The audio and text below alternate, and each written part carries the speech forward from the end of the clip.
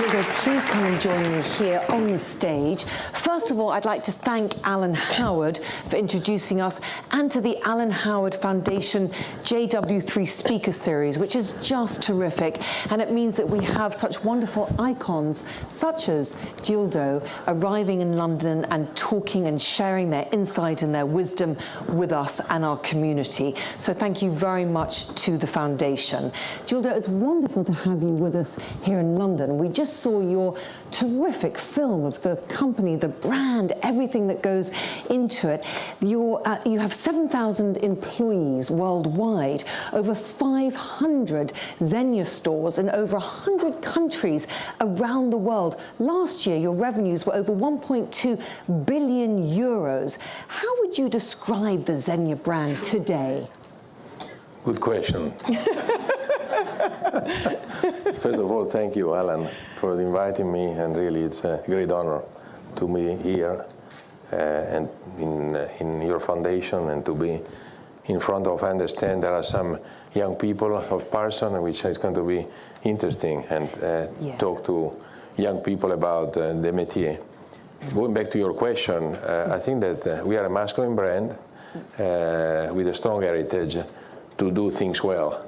Good quality, starting with textile 105 years ago, and then going to retailing around the world with a pioneering spirit. I think that my grandpa, in particular Ermenegildo Zegna, who's the one who created the brand, was an incredible visionary and a man of great pride with great ambition that liked his land. And I think that he got a lot from his land and from his people, and he gave a lot back. And so I think it's a mix of value, unity, strong united family, with an ambition to go forward, working well in the territory, and with a strong team spirit. I think that's what makes us different in an industry which is evolving very fast, and in a world that is changing very fast. Yeah, of course. We're going to be talking about your grandfather a little bit in more detail later on. But first, Gildo, who would you describe as the ultimate Zegna man? Who is your consumer? Well, first of all, he's very international. He's a globetrotter. You know, he lives Paris, Johannesburg, New York, and I think that he has several residents. So we make sure to fit him well around the world. And I would say it's a man that is quite understated. He's more the being than the having. Very sure of himself.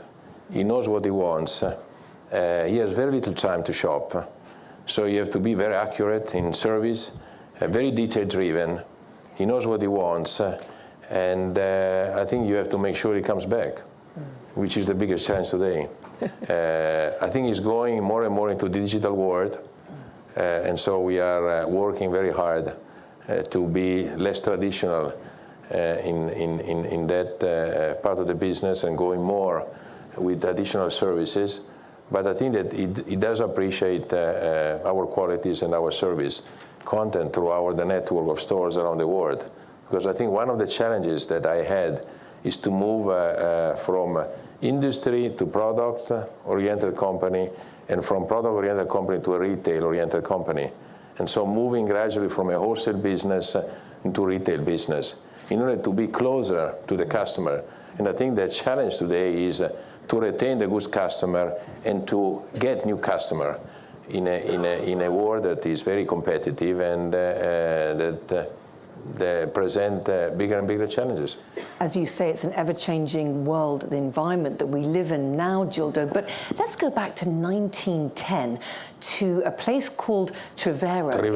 Trevero. I don't pronounce it as well as you, I apologize. In the Alpine hills of Italy, where your grandfather, who, as you said, was a visionary, started the business. What challenges did he have at that time? I think he had a dream to get his brand across the world. And I think that the British in those days were really the iconic in textiles. And so his ambition, his vision was make sure, you know, we go, I have to be careful what I say, I'm in Britain. That's right, they'll forgive you. So the challenge was emulate the quality in textile of the British with a touch of Italian style and creativity by getting the brand across. And so he started by doing that, first of all, master in Italy. And you know, in those days there were more trains than cars, and so started advertising his seal, his red seal that you saw, Ermenegildo Zegna. We call it la coccarda. It's a seal that every yard of fabric has, you know, and so making sure that that went to the tailor, and so the final customer recognized the differences between his cloth and the other cloth. So that was his imprimatur. He went to the States, believe it or not, in the 30s. Because there were a lot of Italian tailors in the States, and so they already knew the product, and so he used them as an introduction to the American market. Didn't he tempt them with wonderful Neapolitan meals? Didn't he have to persuade them? Yeah, quite so. And so anyhow, that's how he started. And then he started creating some operations around Europe, you know, to Germany, to Spain, and that's how he started. But on a parallel route, what he did, he had a great respect for his territory, so he felt that he had to become social, create what we call a social patronage, in order to give to the people in the territory something, better lifestyle, better possibility, you know, to live. And so he created this beautiful Oasi Zegna. Used to have another name. We call it Oasi Zegna. It's a beautiful green territory with a Zegna village, with a beautiful road, with a lot of flowers from rhododendron to pines. That, in a way, reforestation of the territory. And I think this is how he really got started. You know, philanthropic man that wanted to share what he made with the people working in the factory. As you've said, Gildo, he was a pioneer of his time and a visionary. Where do you think he got it from? He was the youngest of 10 children, I believe, of Angelo Zegna. And Angelo had been a watchmaker and had had 4 looms. So where did he get this from, do you think? Yeah, Angelo is my great-grandfather. I mean, he got into the picture at the end of the 1800. And that's how we went into the watch business. I mean, we have a very small collection. We partnered with Gérard Perregaux, the Swiss maker, and we create limited edition watches in order to go back to their memories. And at the age of 40, he left that job, and he decided to go into textiles. So with 4 looms that was taken by my grandfather, and he went bigger and creating his own brand with more creative fabrics. Because he was a designer. He went to design school, and he actually know how to create a fabric in the structure and in the design. And so, I mean, he was quite an innovator, not only in the manufacturing, but also on the product. It was then the following generation that in a world in which the tailor were declining, my father and my uncle decided to go closer to the customer with more a clothing industry. And as a matter of fact, again, the emulation came from the British, from the more mature part of the audience. Chesterberry used to be a very well-known clothing brand. And again, my father had a dream. He said, I want to create a Chesterberry of Italy. Very well-made product, suits, with a lot of handwork, but utilizing our fabric that were lighter weight.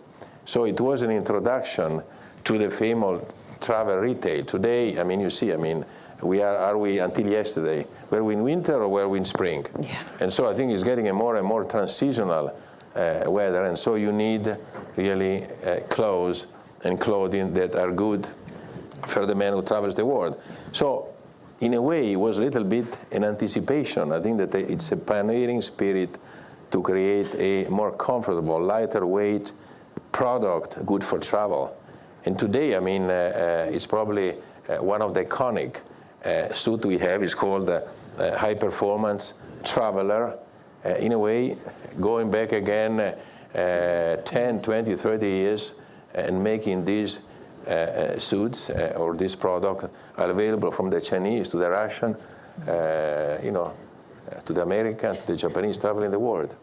He put so many important foundations in place, didn't he, your grandfather, for the business. What were some that you feel that he put that could be used by future generations that you could learn from, such as yourself? I think that the values and the roots are very important. I always like to say to my children, and Edo is here, it's my son that lives in London, he's have become the head of the Omni Channel. Feel your roots and come back to your roots. And I think that Trivero is still the place where we gather twice a year, the entire family, 4 generations together, and to breathe the air of the good old years. So I think that these values are very important to all of us. The second thing is love what you do, regardless of where you stay in our business or do something else. I think that makes somebody accomplishing something. The third thing is respect the people you work with, because people are here and they're gone if you don't treat them well, or if they don't feel a sense of belonging to the company. And so I think that this sense of integrity is very important to us. I mean, caring for the people. And one thing, I mean, I'm very proud to say that we employ people second, third generation. It's unbelievable. And sometimes maybe we are too loyal to them, or they are too loyal to us. And so I think that sometimes, it gets a little bit tricky because it becomes, hard to change. But I mean, this sense of belonging for us is very important. Belonging to the Zegna community, whether you're in New York, whether you're in Beijing, or whether you're in Trivero, and we have a Zegna school, which we train about 1,000 offspring every year around the globe. We bring them to Italy. We get them to breathe our air, from, as I said, from sheep, farm in Australia, to store in New Zealand, because we have a store in New Zealand too, believe it or not. And so they go to the factory, they see what we are doing, and then they bring the gospel, as we say it, around the world. And I think the customer likes to hear the story. And this makes a difference between our brand and other brands, because the heritage and this authenticity is what the new economy, like in the old days was Japan, today is China, tomorrow is hopefully is India. One day, I still hope that India can become an important luxury market. Yes. But I think this is the type of values that we try to get transferred to next generation and to the young employees that work for us. Gildo, talking about values, what were some of your own personal memories of your grandfather, and what kind of values did he instill in you as a person? I think he was an austere person. I'm a bigger talker than he was. He said few words, but very concise, very much to the point. He was a good listener. That's very important too. And I think he was a good preacher. But we lost him when I was young. I was 14. And I remember that, we were, it was me, my sister, and my cousin. And so he invited us to read the newspaper at his home. And he was checking who was reading the best. And then he was asking, okay, what did you read? So that was the way to get to know us better. And so surely it was a very disciplined approach. But I think that in education, a good approach into education. So to answer your question, vision, ambition, and discipline. Discipline. And stick to the family roots. So did you have a choice then, Gildo, of joining the family business? Could you have gone something else? I know you said at one point you were 18, you wanted to be a skiing instructor. Which I became, as a matter of fact. So at least that I did well. What was the pressure like of you having to join the family business? Pressure, I think that is, you create your own pressure. I don't think that you can be pushed too far, otherwise you get opposite result. Yeah. I was given a chance, first of all, I was given the chance to study abroad. I did my A-levels in this beautiful city.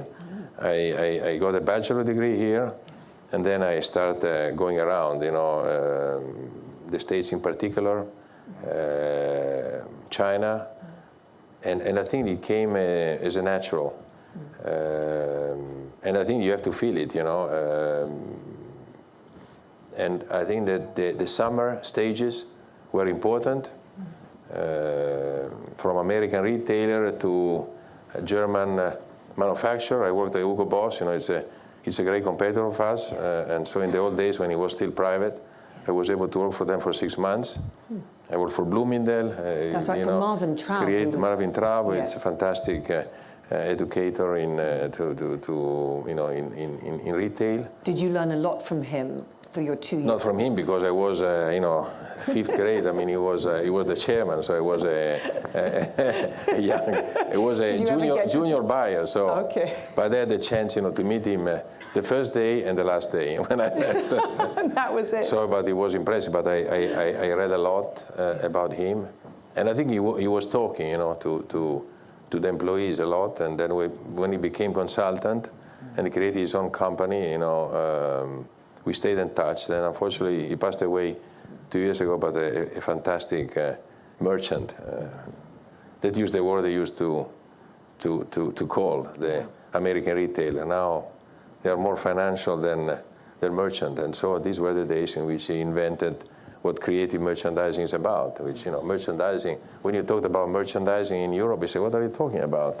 We don't understand. It was, or it was an awkward word. Now, merchandising is one of the most sought position in our field. Yeah. Unless you have good merchandising, you're not a good retailer, because you don't know what the right offer to the customer. And so, I mean, these are some of the little things I learned, and I tried to put, then in practice. Once I grew up, and once I pushed the retail business.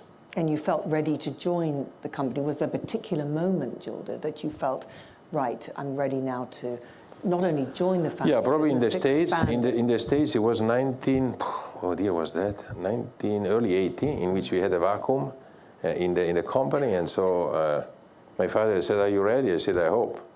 Jump into the pool and swim, and he was on the other side of the ocean, and I think it was my chance. Then I married my lovely wife Elena. She came from Italy to the States, and we had Edo 2 years after, and Edo is an American citizen. So that's how the whole thing started. Then we lived there for a good number of years, and then we moved back to Europe to run the business. So I've been back and forth. I've been going more, in the old days, more west. West, okay. Now I'm going more east.